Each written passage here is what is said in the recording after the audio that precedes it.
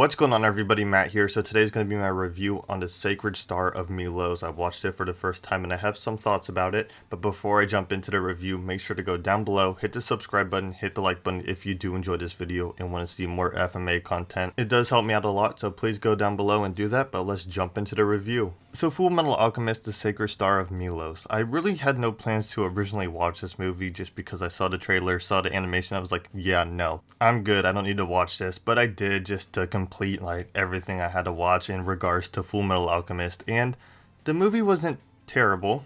I'll say that. It wasn't terrible, but it wasn't good either. It really wasn't good.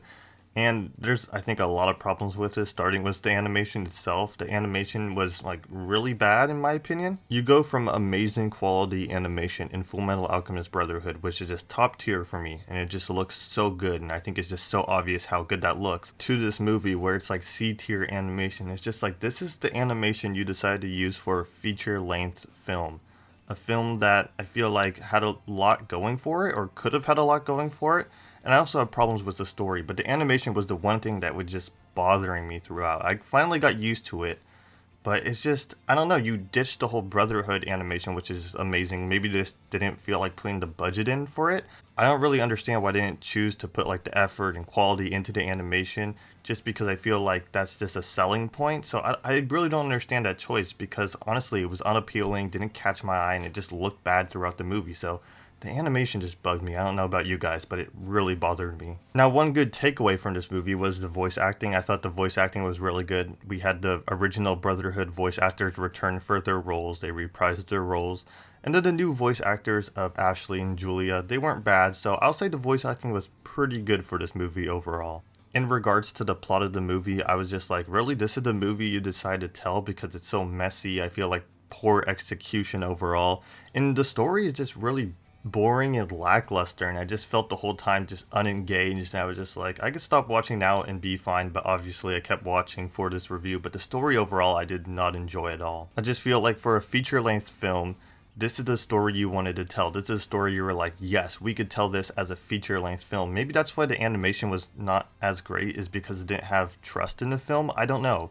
It was just like, I feel like I could have told a better FMA story, honestly. To give a quick summary of the story, basically the Melosians live in this little valley in between Creta and Amestris. Table City, which is right above the valley, is now occupied by Amestris. It was once occupied by Creta, but it used to be the homeland of the Melosians until they were ran out and forced into the valley, living in poverty, which we see in the movie. And the movie's very dark in many ways. I mean, them living in the valley is just, it's hard to watch because you just feel so bad because they are forced to live down there.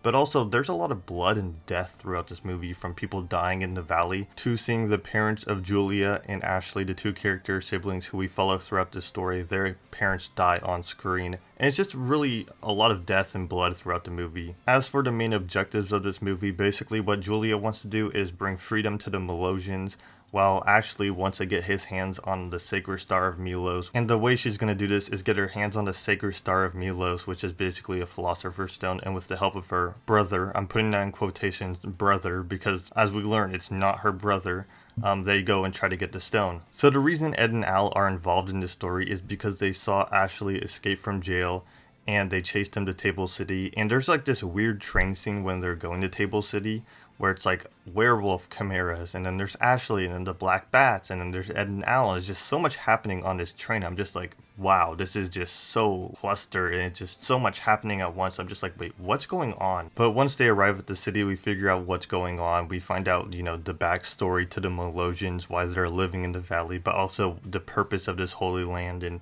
why it's so important, this hill of Milos. And I would say like the first 40 minutes of this movie is just really laying everything out. Yeah, there's action throughout, but it's just really saying like, you know, what this place is, and you know, why it's important and all that. I'm just like, okay, could we like speed it up a little bit? Because until like the 50-minute mark, when it really started to get into the like main part of it and their plan and just, you know, trying to do everything, it was kind of boring. I don't know, it was just like, okay, now we're gonna go here and they're gonna talk about this place and talk about that. I'm just like, okay, can we speed it up just a little bit? Throughout the first half, we do see the characters use alchemy. Julia uses like some type of like healing alchemy, which was kind of cool. And Ashley used some type of like ice alchemy, it looked like. They look like giant crystals, but I think he got it from like his mother and father's research or something like that. I would say around the halfway point, the story started to pick up a little bit more because you have them going over the plan. They start to execute the plan. They go into the city. We find out like the city has secrets around it. There's like this mysterious puzzle like element where they're trying to figure out all the secrets the city has to offer. I will say I did like that aspect of like the puzzle and the Elrics going around trying to figure out what the city has and trying to figure out all like the different parts of the city. Once Julia, Ashley, the Black Bats, they all reach the center of the city,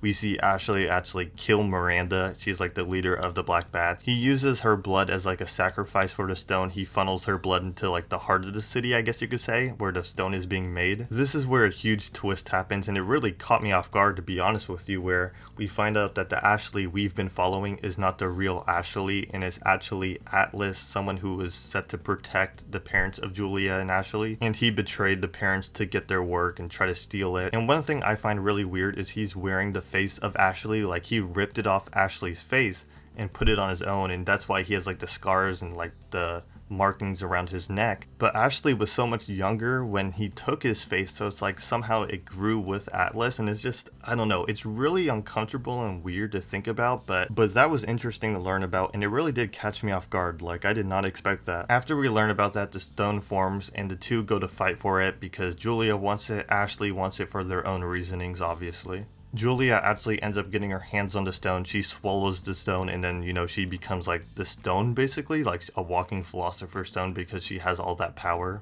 She goes back down to the valley where lava is starting to pour in. Her, Al, and Ed are trying to stop it. Fake Ashley, or Atlas, comes down. He's trying to stop them. She ends up killing him, or someone does at least. And then this guy comes down. He's like a colonel for the other side, for the Kraden military. And we find out that, you know, he is actually the real Ashley, but just like the fake Ashley, he's kind of corrupt in his own ways. And they all stop the lava from reaching the city. And it ends with Ashley and Julia in the hospital. We see that Julia actually lost her leg. Obviously, she had to give up something in order to save Ashley's life, so she gave up her leg. The Melosians actually gained independence. They fought off the Kraden military at the edge of like Krata, at like that border area.